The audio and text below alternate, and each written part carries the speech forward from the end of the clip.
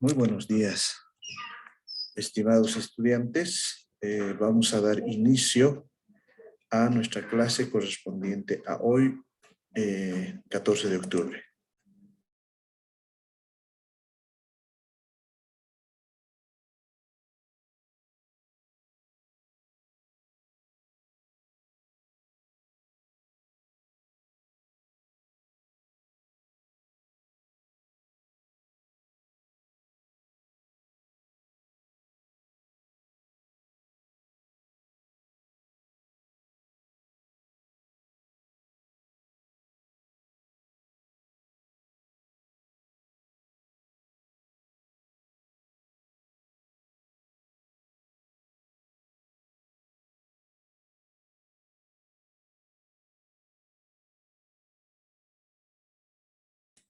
Un segundito, espérenme, por favor.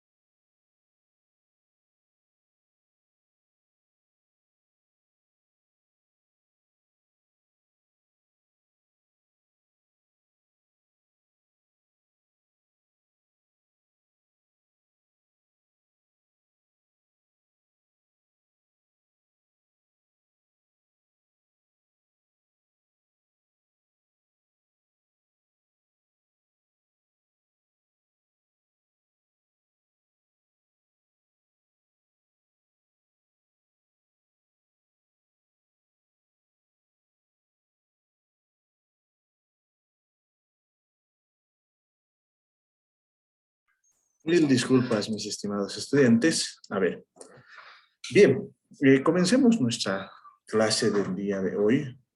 La idea, en todo caso, es que después de que les he mostrado cómo funciona un presupuesto, cómo se lo estructura, qué elementos centrales hacen a ese presupuesto, lo que ahora les voy a mostrar es en la práctica un presupuesto, ¿no?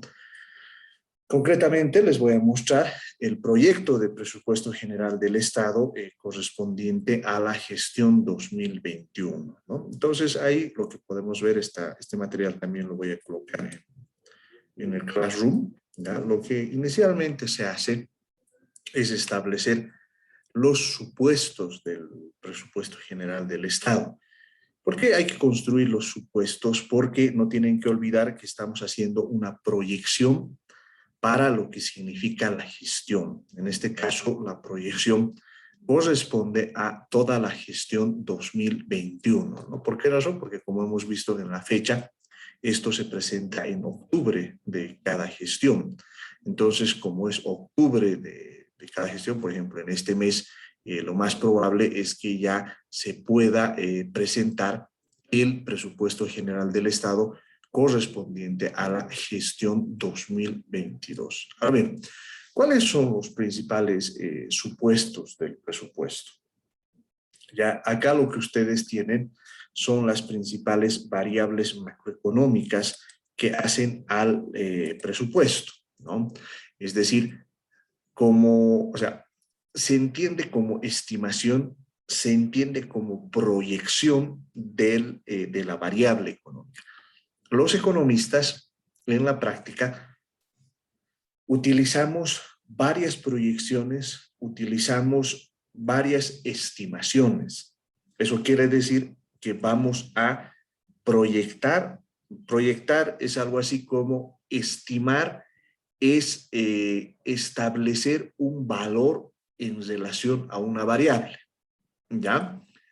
No es análisis de futurología, por si acaso, ¿no? O sea, no es que, digamos, uno se levante en la mañana y dice, yo calculo que el presupuesto va a ser del 6%, sino se trata de una proyección en función a todos los datos que tenemos relacionados a las principales variables macroeconómicas. Un poco lo que les he ido enseñando a lo largo del curso.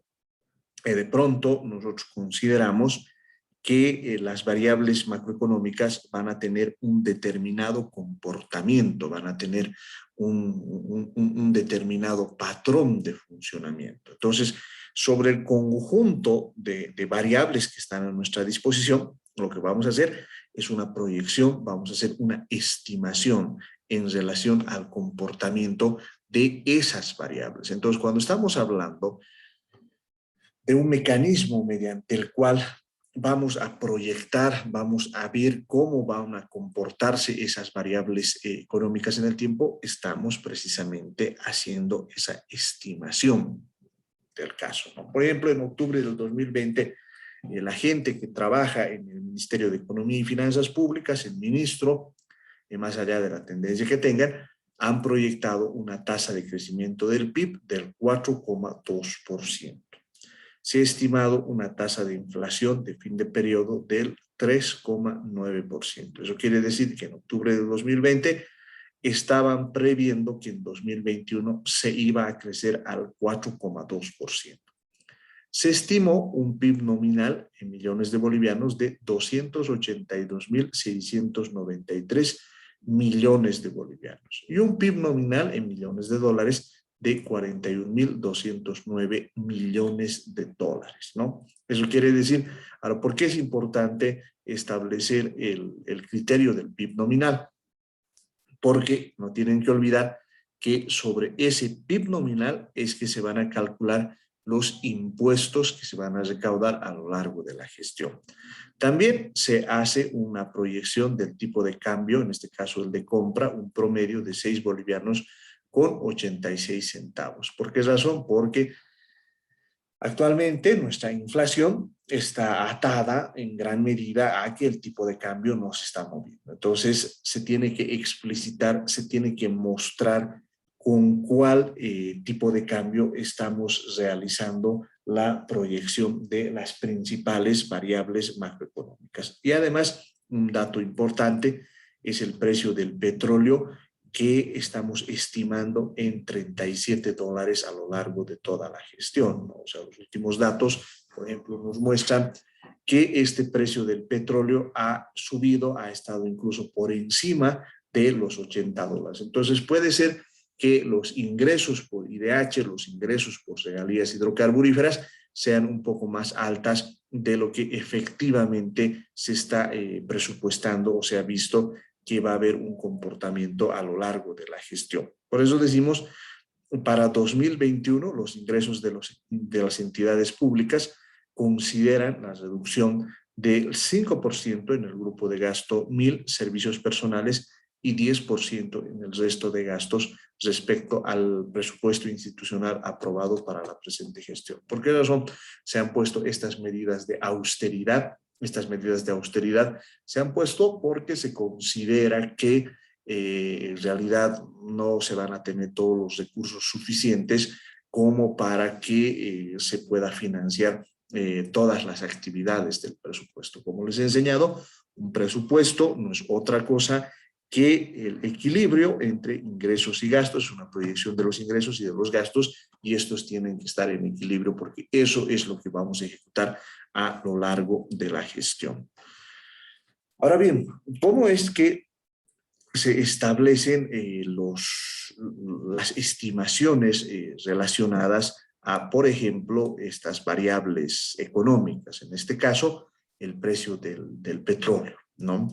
Lo que se hace es construir escenarios sobre la base de la información que se pueda tener. Por ejemplo, estas instituciones como el Bank of America, Moody's, de US Energy Information, Investing, The Economic Forecast, en fin, van a establecer un análisis en relación al precio que se tiene, por ejemplo, en el caso del año 2020, en promedio, por ejemplo, todas estas instituciones han calculado que va a ser 36.66 y para el 2021 establecen este conjunto de proyecciones en relación al comportamiento de las principales variables económicas. En promedio se calcula que lo que va a ocurrir con el precio del petróleo alcanza a los $40, ¿no? Y bueno, se está haciendo una estimación de 37,21. En este caso estamos hablando de una proyección conservadora en relación a todas las estimaciones, como ustedes pueden ver aquí en el gráfico, relacionadas al precio del petróleo. Porque esto es importante tener la mayor certeza posible. Se dice que tenemos que tener la mayor certeza posible porque sobre esa base es que se va a proyectar los ingresos tanto del IDH, o sea, del impuesto directo a los hidrocarburos, como de las regalías que van a obtener las distintas instituciones, ¿no es cierto? Entonces, así es como se elabora el presupuesto y las proyecciones que vamos a realizar. Ahora bien, como toda proyección, o sea, para calcular el ingreso, para calcular los montos, lo que se requiere es tener información en relación no solo a los precios, sino en relación a los volúmenes que se va a comercializar, ¿verdad? En este caso, por ejemplo, lo que tenemos es la producción nacional de hidrocarburos, ¿no? Por ejemplo, en el caso del petróleo se producen 48.793 barriles día. En el caso del gas licuado de petróleo se produce 227 toneladas métricas al día y en el caso del gas natural se producen 52.8 millones de metros cúbicos día. Cuando se ve la participación en esta producción de gas natural, van a notar ustedes que el 56% lo produce Tarija, el 14% Chuquisaca, el 27% Santa Cruz y el 1,9% Cochabamba. Es decir, aquí en estos 4 departamentos están los principales campos de producción que tenemos en el país, ¿no? Ahora, por el lado de la comercialización, tenemos que decir que el 100% de la producción de petróleo y gas licuado de petróleo se comercializa en el mercado nacional. En cambio, la producción de gas natural se destina fundamentalmente al mercado nacional, a la exportación al Brasil y a la Argentina. En porcentajes, el 37,8% se destina al Brasil, el 36,3% se destina a la Argentina y el 25,9% se destina al consumo interno, es decir, a la demanda nacional. Por esa razón, el comportamiento de estos dos mercados nos va a indicar cómo van a establecerse los ingresos, ¿no? Entonces, en términos de dinero, por ejemplo, con Brasil hemos programado venderles 7.158 millones de bolivianos, en el caso de Argentina 8.814 y en el caso del mercado interno esto nos va a generar 887 millones de bolivianos. Ahora, ustedes se preguntarán por qué hay esta diferencia en cuanto a los ingresos de Brasil y Argentina. Lo que ocurre es que la fórmula de ingresos tanto para Argentina como para Brasil están ligadas al precio del petróleo. Por esa razón les explicaba que el precio del petróleo es muy importante para los cálculos que se realizan en cuanto a la producción y comercialización de hidrocarburos. En cambio, el precio con el que se vende en mercado interno es más bajo, ¿no? Precisamente para que se pueda beneficiar la gente del país, y eso está en la ley 3058, así es como funciona, ¿no? Por otro lado, también tenemos que hacer una proyección en cuanto a los precios y volúmenes de producción de minerales, ¿no? Estos datos están en dólares americanos y toneladas métricas finas, ¿no? Por ejemplo, en el presupuesto se está indicando que el precio promedio del oro va a ser de 1.245 dólares la onza Troy. La producción va a alcanzar a 17 toneladas métricas finas, ¿no? En el caso de la plata, se está proyectando un precio de 15.8 dólares la onza Troy y una producción de 1.151 toneladas métricas finas. En el caso del zinc, el precio es de $1 la libra fina y se está proyectando una producción de 449.269 toneladas métricas finas. En el caso del cobre se está estableciendo, en el presupuesto se ha anotado, un precio promedio de 2.6 dólares la libra fina y una producción de 5.125 toneladas métricas finas. En el caso del plomo estamos hablando de 0.8 dólares la libra fina y una producción de 80.489 toneladas métricas finas. Y finalmente, en el caso del estaño, estamos hablando de 7.8 dólares la libra fina y hay una producción de 15.716 toneladas métricas finas. Es decir, en estos 6 minerales se concentran los principales productos de exportación. De hecho, en los datos ya efectivos, lo que ha ocurrido este año es que el oro, por ejemplo, ha superado incluso a las exportaciones de gas. Entonces, por esa razón, al construir el presupuesto, es muy importante que nosotros podamos ver con cuánto volumen de producción y qué precios estamos hablando, ¿no? Ahora bien, ahora sí, ya podemos ver a plenitud, este es el presupuesto general del Estado 2021. El presupuesto alcanza a la suma de 283.032 millones de bolivianos. Esto es lo que se conoce como el presupuesto agregado. ¿Por qué se dice que es presupuesto agregado? Porque es la sumatoria de todos los presupuestos que se tienen en la gestión y que corresponden a las 545 entidades que corresponden al Estado boliviano. Y tenemos un presupuesto consolidado de 216.501 millones de bolivianos. ¿Por qué se dice que es un presupuesto consolidado?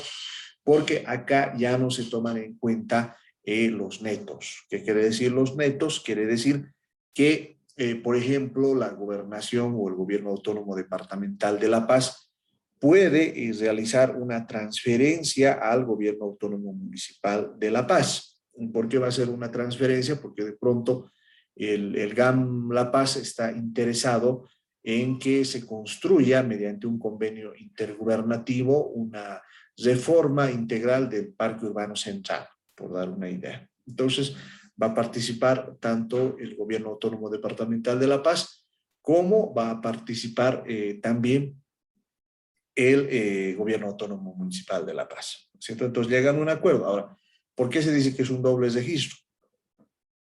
Porque para el gobierno municipal de La Paz va a ser un gasto, perdón, para el gobierno autónomo departamental, para el GAM La Paz va a ser un gasto, pero para el GAM La Paz va a ser un ingreso.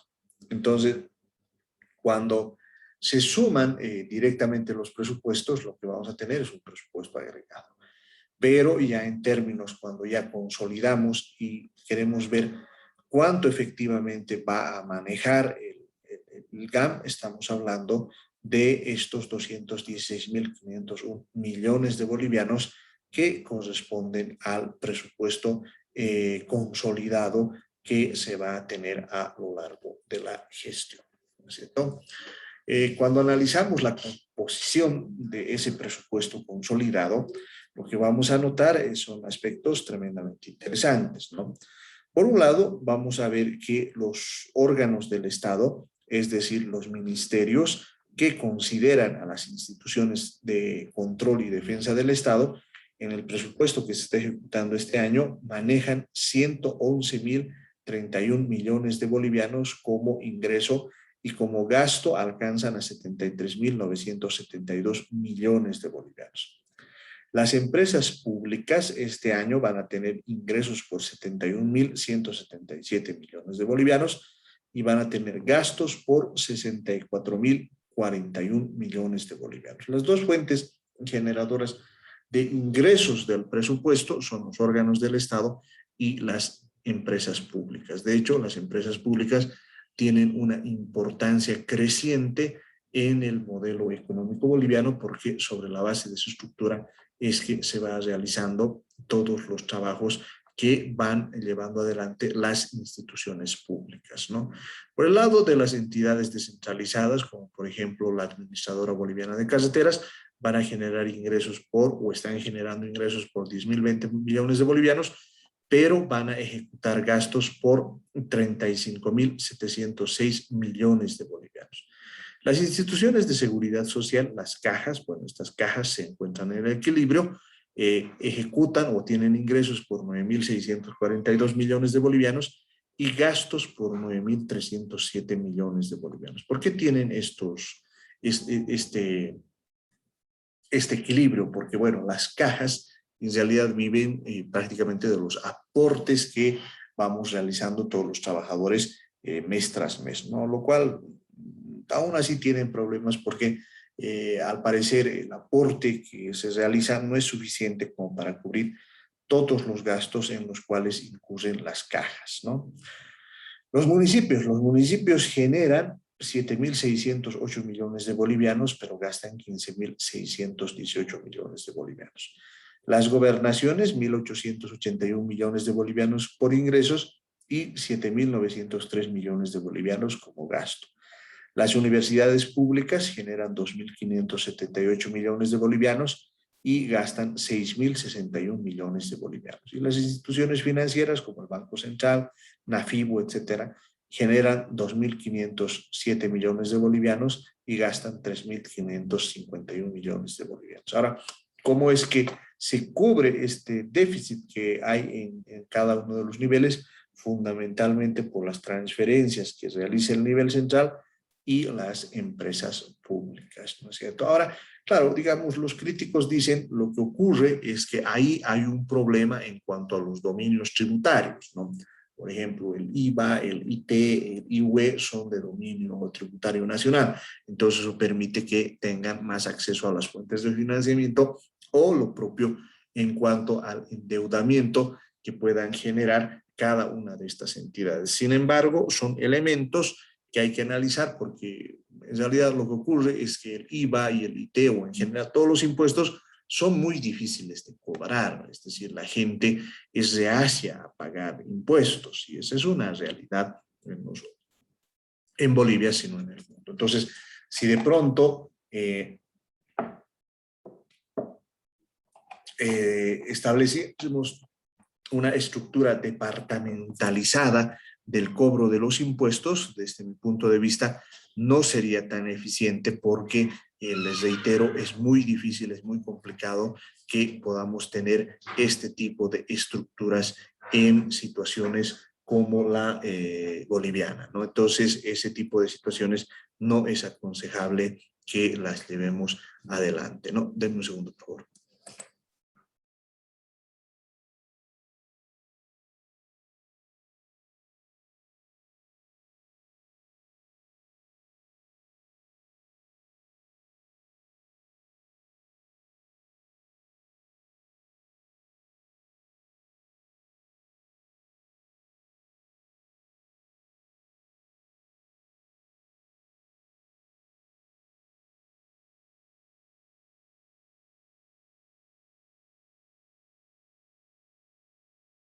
Entonces, todos esos elementos nos muestran cómo en la práctica funciona el presupuesto, ¿no? Ahora bien, vayamos viendo los ingresos para después ir estructurando cómo funciona el esquema de gastos dentro del Estado boliviano, ¿no? Por si acaso, todo lo que estamos presentando es lo que efectivamente se ha aprobado en la ley, es la forma en la que en la realidad se estructura el presupuesto que, como les hemos indicado, está íntimamente ligado a todo lo que significa la estructura de gastos, ¿no? Entonces, los ingresos totales que se van a tener por el sector hidrocarburífero corresponden a 19.701 millones de bolivianos, compuestos de la siguiente manera: yacimientos petrolíferos fiscales bolivianos va a tener un ingreso de 9.850 millones de bolivianos.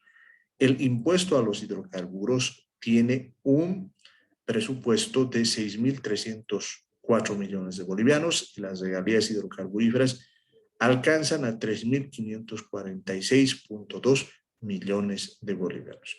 ¿De qué fuentes se tienen esos ingresos? Por el gas natural se generan 16.856 millones de bolivianos, por el petróleo 2.741 millones de bolivianos y por el gas licuado de petróleo se generan 103.7 millones de bolivianos. Por eso no exageramos al decir que una de las principales fuentes de ingreso es el gas natural. Ahora, ahí hay que tener cuidado porque a veces yo escucho a mis colegas indicar que es la única fuente de ingresos, ¿no? Y eso no es verdad, ¿no? No es la única fuente de ingresos. Van a notar que hay una alta importancia en términos de lo que significa el papel que tienen los impuestos internos, los impuestos nacionales dentro de toda esta estructura relacionada al manejo del presupuesto y de la planificación. Pero veamos cómo es que estas regalías hidrocarburíferas se van a dividir. Estas regalías que habíamos indicado son 3.542 millones de bolivianos. A las gobernaciones les beneficia con 2.346 millones de bolivianos. Eso 11% a los departamentos productores, o sea, 2.167 millones de bolivianos, y el 1% a la regalía compensatoria que corresponde a Pando y Beni por 197 millones de bolivianos. Y el 6% se va con el Tesoro General de la Nación, alcanzando a 1.182 millones de bolivianos. ¿Por qué tenemos esta distribución? Porque de todo el negocio, el 18% corresponde a las regalías. Ahora, el 32% corresponde al impuesto directo a los hidrocarburos. Ahora, ¿cómo se divide? 761 millones de bolivianos corresponde a lo que son los gobiernos autónomos departamentales, ¿ya? De esos, 228 millones de bolivianos corresponden a la renta dignidad. Esta es una de las fuentes principales mediante las cuales se fondea la renta dignidad. Los GAMS y GAIOX reciben 2.512 millones de bolivianos, de los cuales 627 millones de bolivianos van a la renta dignidad, ¿no? El Fondo Indígena tiene 277 millones de bolivianos y el TGN tiene 1.622.7 millones de bolivianos, de los cuales 486 millones de bolivianos corresponden a la renta dignidad. De hecho, la renta dignidad, su mayor fuente de financiamiento es el impuesto directo a los hidrocarburos. En el caso de las universidades, nosotros recibimos 374.4 millones de bolivianos y acá hay algo interesante porque está en vigencia el Fondo de Inversión para la Exploración de Hidrocarburos que se nutre con el 12% de todos estos recursos y este año está recibiendo 756 millones de bolivianos. Ahora, esto se constituye en la fuente de financiamiento para los planes de desarrollo económico social, para los proyectos de inversión, para la salud, para la educación y la seguridad ciudadana, que por norma se constituyen en los destinos que tiene que tener el impuesto directo a los hidrocarburos, ¿no? Ahora bien, la segunda fuente de ingreso corresponde a la distribución de recaudación en efectivo del impuesto especial a los hidrocarburos y sus derivados. ¿Qué quiere decir esto? Que hay un impuesto para todo lo que significa el consumo de la gasolina especial, del diesel oil, del jet fuel internacional y bueno, otros tipos de productos, ¿no?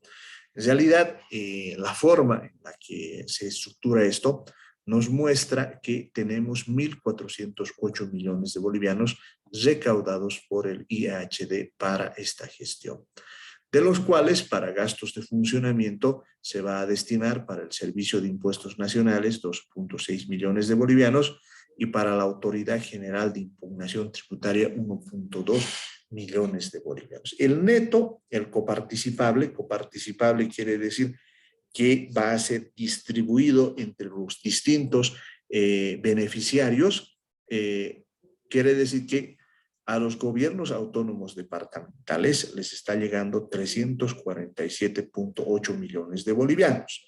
Las gobernaciones transfieren un aporte de sus recursos a las universidades, eso es verdad en cuanto al IHD. Y el Tesoro General de la Nación recibe 1.046 millones de bolivianos, ¿no?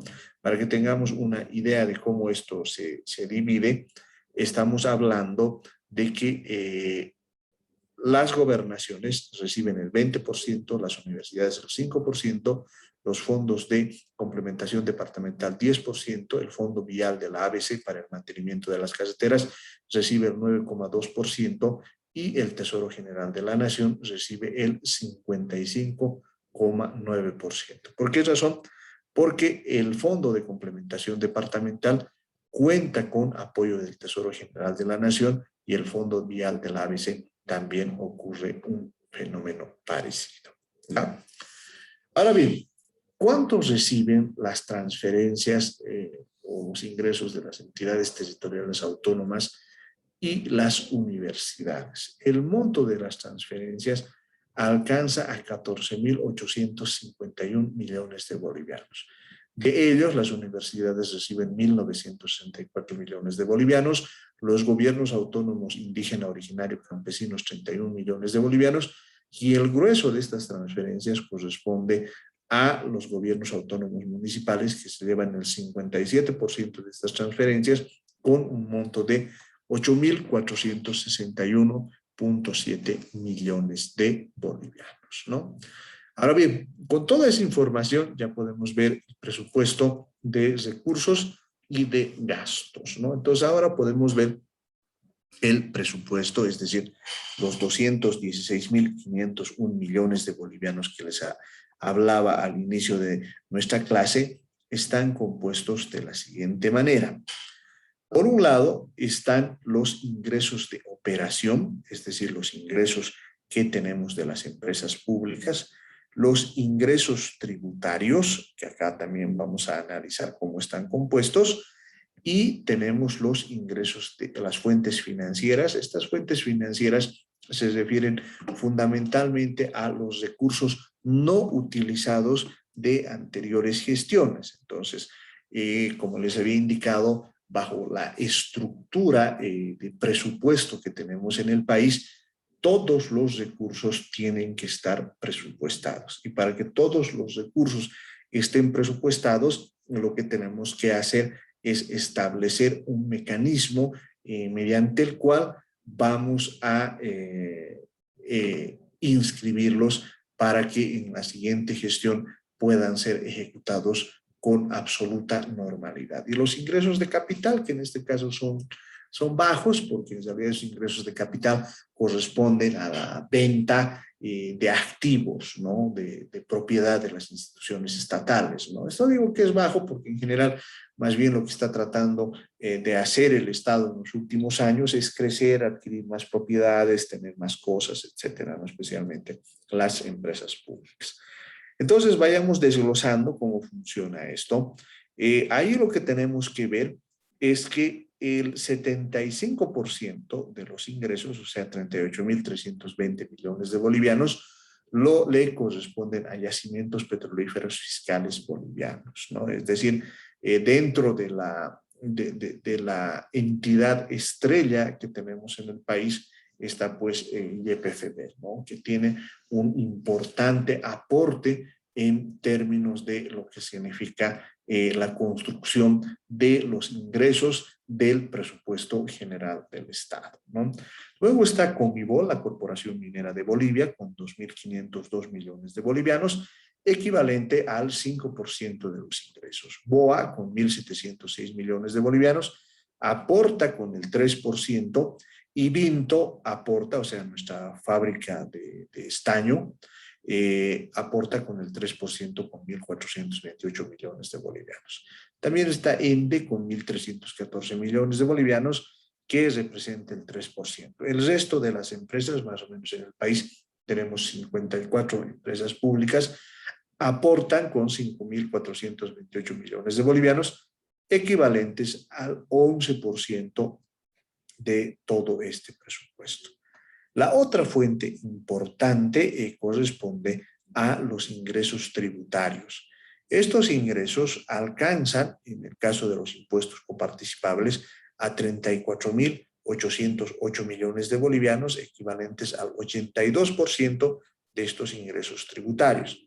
Los impuestos municipales alcanzan a 3.829 millones de bolivianos y destaca, por ejemplo, el IHD con 1.708 millones de bolivianos. Entonces, todos estos recursos, es decir, estos 216.500 millones de bolivianos, tienen estas fuentes, de acá vienen. Por eso les decía, en realidad, dentro de la estructura de planificación, cuando nosotros queremos hacer una estructura que verdaderamente funcione, una estructura que sea efectiva, no solo tenemos que fijarnos en términos de lo que significa los gastos, sino fundamentalmente tenemos que ser capaces de observar cuáles son los ingresos, de dónde vienen esos ingresos que permiten financiar las operaciones que tiene el Estado boliviano, ¿no es cierto?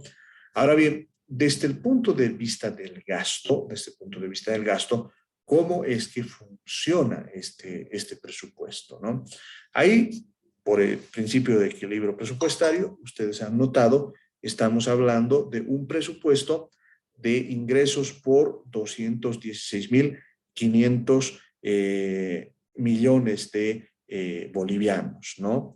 Ahora, lo que tenemos que hacer es analizar en qué se van a gastar esos recursos, ¿no? Eso es importante analizar para ver qué es lo que efectivamente se hace con esos recursos que nos permiten financiar estos elementos relacionados al gasto efectivo que vamos a hacer. Entonces, en ese sentido, por ejemplo, vamos a indicar que el total de los gastos se van a dividir de esta manera, ¿no? Vamos a indicar que para lo que significa sueldos y jornales vamos a destinar el 20,1%. Para bienes y servicios vamos a destinar el 26%. Eso quiere decir que del total del presupuesto, los gastos corrientes, es decir, lo que significa sueldos, jornales, bienes y servicios como agua, luz, etcétera, se va a llevar el 61%. Los gastos de capital van a alcanzar el 13,5%.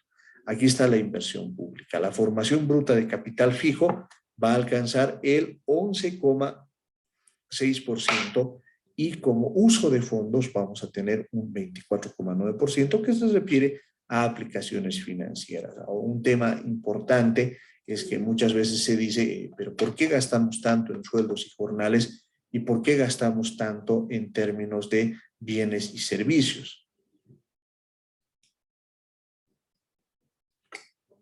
Enseguida vamos a explicar por qué. Por un lado, los sueldos y jornales alcanzan a 43.575 millones de bolivianos. Entonces van a notar que el grueso, que lo tenemos acá en verde, corresponde a magisterio y salud, ¿ya? Luego le siguen la policía y las fuerzas armadas, o sea, el magisterio y salud se llevan el 40% del presupuesto en lo que significa sueldos y salarios, ¿no? Las Fuerzas Armadas se llevan el 11.5%, los municipios y GAIOCS el 7.5%, las universidades el 7.6%, el 8% corresponde a las entidades de seguridad social, el 6.9% corresponde a las empresas públicas y el 4.4% a las entidades descentralizadas.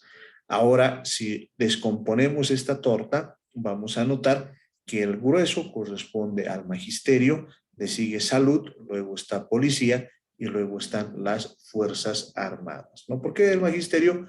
Porque tenemos una importante consolidación de maestros del personal educativo que hemos ido estableciendo a lo largo de todas las gestiones. En mi opinión, lo que se debió haber hecho en su momento es equilibrar este tema de salud y de creación de más ítems para salud para que vayamos equilibrando en relación al personal que tenemos dedicado fundamentalmente al tema de la educación en lo que significa nuestro país, ¿no? De hecho, en realidad el presupuesto para la salud alcanza a 21.835 millones de bolivianos, que alcanza al 10,1% del presupuesto general del Estado consolidado y es el 13,4% del presupuesto general del Estado consolidado del gasto corriente y de capital y equivale al 7,7% del Producto Interno Bruto, ¿no es cierto? En mi opinión, este gasto tranquilamente podría subir porque nos mostraría el compromiso que tenemos con la salud en el país, pero además frente a un escenario de COVID, creo que es importante que subamos la apuesta en términos de dar un mayor mecanismo de atención a la salud en el país, ¿no? Eso me parece central que tenemos que hacer a lo largo de todos estos elementos, ¿no? Y cuando uno ve el presupuesto consolidado de educación, defensa y gobierno, va a encontrar que el 11% se destina a educación, el 10,1% a salud, a defensa el 2,1% y a gobierno el 2,2% del presupuesto general del Estado. Por eso, cuando en algún momento se debatió si era más lo que gastábamos a defensa y gobierno que educación y salud, bueno, con este gráfico ustedes pueden ver con absoluta claridad cuáles son las prioridades que tiene el Estado boliviano, ¿no? En cuanto ya a partir de toda esa estructura del presupuesto que nos permite ver qué estamos destinando a cada uno de los elementos estructurales del presupuesto, podemos ir estableciendo algunos análisis un poco más sectorializados. Eso en términos de tener una mirada especialmente en lo que significa los grandes temáticas que preocupan al presupuesto general del Estado. Por ejemplo, al gasto social se destina en este presupuesto 75.822 millones de bolivianos. Como habíamos visto, a educación 23.991 millones de bolivianos, a salud y deportes 22.453 millones de bolivianos, a obras públicas, servicios y vivienda 15.217 millones de bolivianos, a defensa 4.535 millones de bolivianos y a gobierno 5.009 millones de bolivianos, ¿no? En el ámbito productivo, y eso es en términos de lo que significan los gastos al ámbito productivo, alcanzamos a 79.944 millones de bolivianos, de los cuales a hidrocarburos y energía estamos hablando de 64.276 millones de bolivianos. Desarrollo productivo tiene un presupuesto de 6.443 millones de bolivianos, ¿no? Entonces, el grueso del gasto productivo, por ejemplo, está en el sector de hidrocarburos y energía, ¿no? Otro tema importante dentro del presupuesto es lo que se conoce como la inversión pública. No debemos olvidar que mediante esta inversión pública se hacen las obras, se hace la atención precisamente en el marco de la planificación, que vamos a ver a partir de la siguiente clase, en relación a los grandes temas que motivan al presupuesto en términos de la resolución de los grandes problemas que enfrentamos los bolivianos, ¿no es cierto? Entonces, en este presupuesto, inicialmente se establecieron 3.441 millones de bolivianos, después en el ajuste que se ha hecho final del presupuesto, se ha llegado a un monto de 4.010 millones de dólares, ¿no?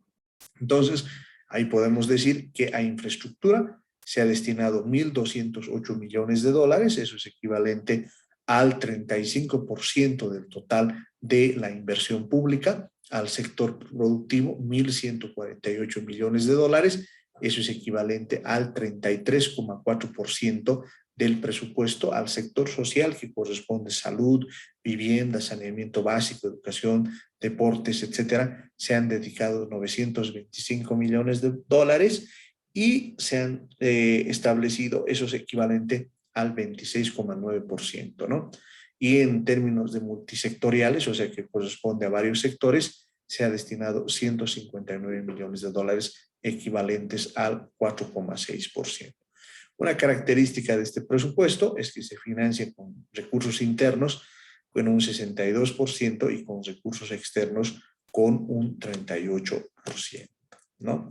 Y acá está, estos son los proyectos, es decir, todo nuestro horizonte de planificación, todo lo que se va a llevar adelante, se traduce en determinados proyectos que van a entrar dentro de la estructura del presupuesto, ¿no? Por ejemplo, el principal proyecto que está dentro del presupuesto que se ha diseñado para este año está la construcción de la doble vía del tramo central del Sillar con 138 millones de bolivianos, la construcción de la planta de energía hidroeléctrica Ibirizú con 126 millones de bolivianos, la construcción de la carretera Rurrenabaques y de Beralta, acá está por ejemplo como un gran proyecto, la construcción del tren metropolitano con 91 millones de dólares, hay otras carreteras, podemos destacar también la hidroeléctrica Río Miguillas, el tema del Centro de Investigación y Desarrollo Nuclear va a tener 62 millones de bolivianos, y tenemos también un proyecto de implementación de distribución de gas natural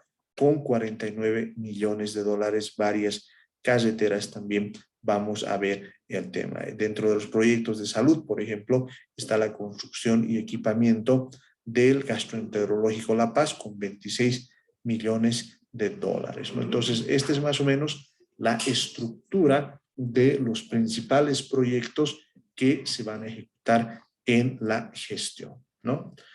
Es importante también considerar que el presupuesto establece una subvención a lo que significa hidrocarburos, alimentos y servicios básicos, ¿no? Pero eso vamos a hablar en nuestra siguiente clase, ¿no? A ver, hasta ahí, preguntas, dudas, comentarios en relación a lo que hemos visto el día de hoy. ¿Está todo claro?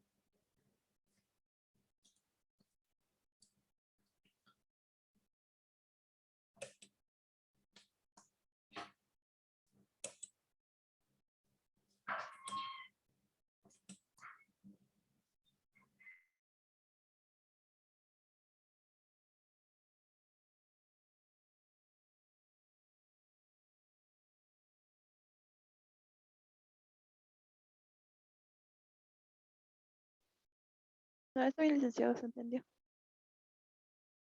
Gracias.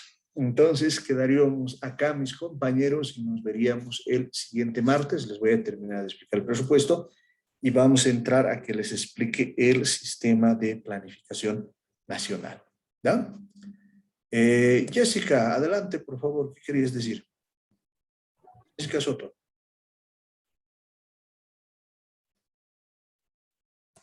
No, Lice, me he equivocado, sí apreté el botón. Perdón, Lice. No te preocupes. Ya, nos vemos entonces el siguiente martes. Gracias. Hasta luego. Hasta luego, licenciado. Hasta luego, licenciado.